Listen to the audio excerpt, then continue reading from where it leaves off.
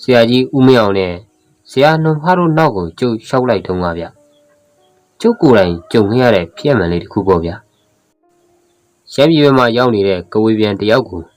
ဆရာကြီးဦးမင်းအောင်နေနှင်းလိုက်ပြီးလို့ကျုပ်တို့ပြန်လာမှာလိုင်းအောင်လေးတွေကိုဝင်ပြီးနေ့လည်စာထမင်းစားကြတယ်အဲ့ဒီရွာမှာဆရာနှုံဖားရဲ့တပည့်တယောက်ရှိတာကိုဗျဆရာကြီးနှစ်ယောက်နဲ့ကျုံနဲ့ထမင်းစားတော့ပြီးတဲ့အချိန်မှာရွာတကြီးရောက်လာပြီးဆရာတွေကိုဖမ်းတော့တာပြုတကြီးဘာကိစ္စရှိလို့တုံးဗျဆရာနှုံဖားကမေးတာဗျအရက်ရှိရှိထောင်ထောင်မောင်းမောင်းနဲ့တကြီးကပြောတယ်ဒီလိုပါဆရာကြီးတို့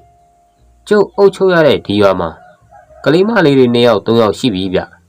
အကောင်းသားကနေမူးကြဝေကြအော့ကြအန်ကြဖြစ်ကြတာကျုပ်စိတ်ထင်တော့ဒီကလေးမတွေလူပြုတ်စားခံရတယ်လို့ထင်တယ်ဗျအဲ့ဒါဆရာကြီးတစ်စိမ့်လောက်ကြွပြီး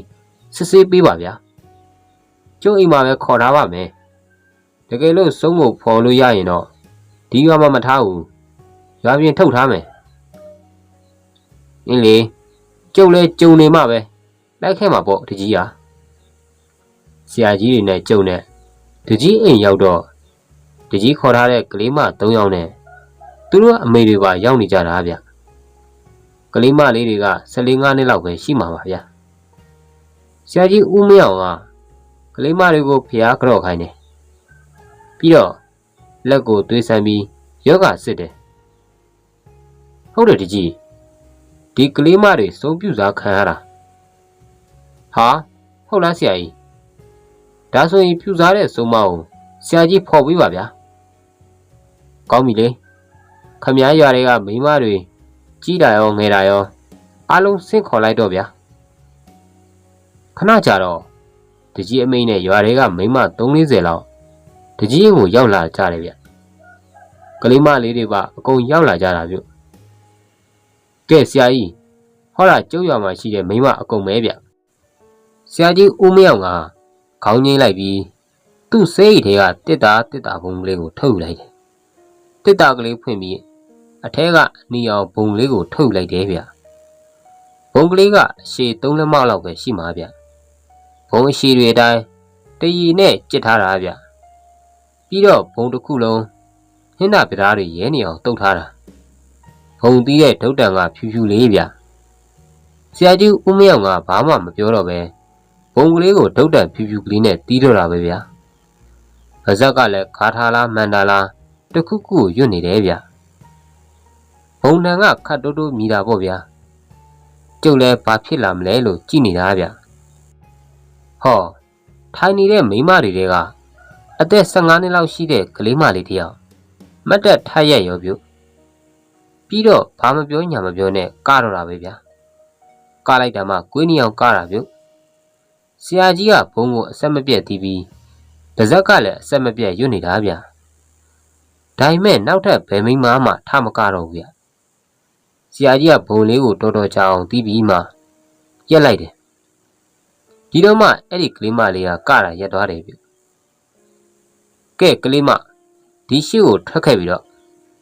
ဆရာကြီးဦးမင်းအောင်ရဲ့အတန်အောင်းအောင်ကြီးနဲ့အမိန်ပေးလိုက်တာနဲ့ဒီကလေးမလေးကရှေ့ကိုထွက်လာတယ်ဗျကဲကလေးမဘလို့ဖြစ်တာတော့ကျုံကလေးထိုင်နေတဲ့ကလေးမလေးကဆရာကြီးကိုမကြည့်ပဲပြောတယ်ကျမမသိပါဘူးရှင်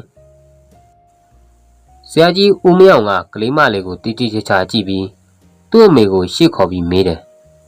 သူတို့မျိုးမှဒါမျိုးတွေတတ်တဲ့သူမရှိတဲ့အကြောင်းအမေလှုပ်တဲ့သူကပြောပြတယ်ဆရာကြီးဦးမင်းအောင်ကခေါင်းငိမ့်ပြီး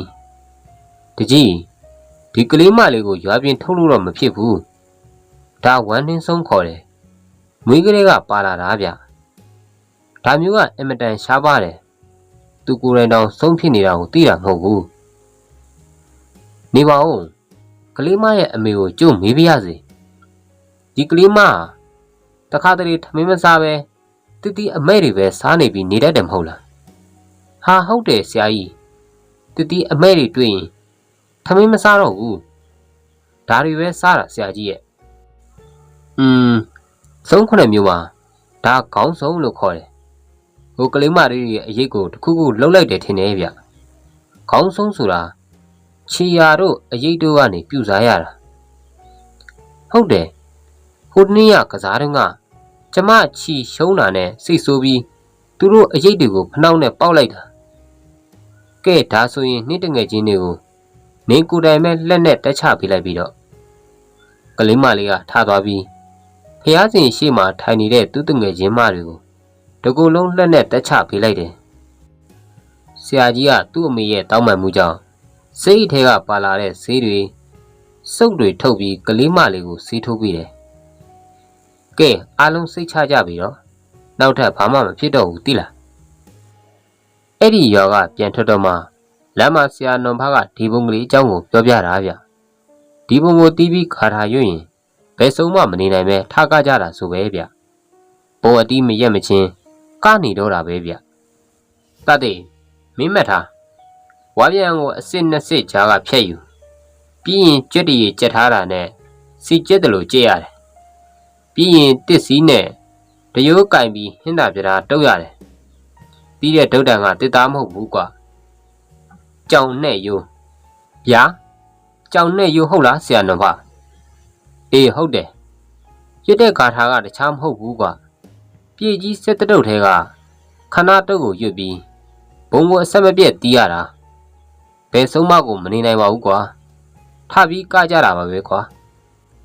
ခမရတို့ဘူးဒူရာရအောင်တော့ပြောပြတာပါဗျာဘုံလို့ပြီးကြောင်ယိုးနဲ့လည်းတီးမနေနဲ့အောင်နော်ခမရတို့ကိုစုံးတွေဝိုင်းကြိုက်အောင်မယ်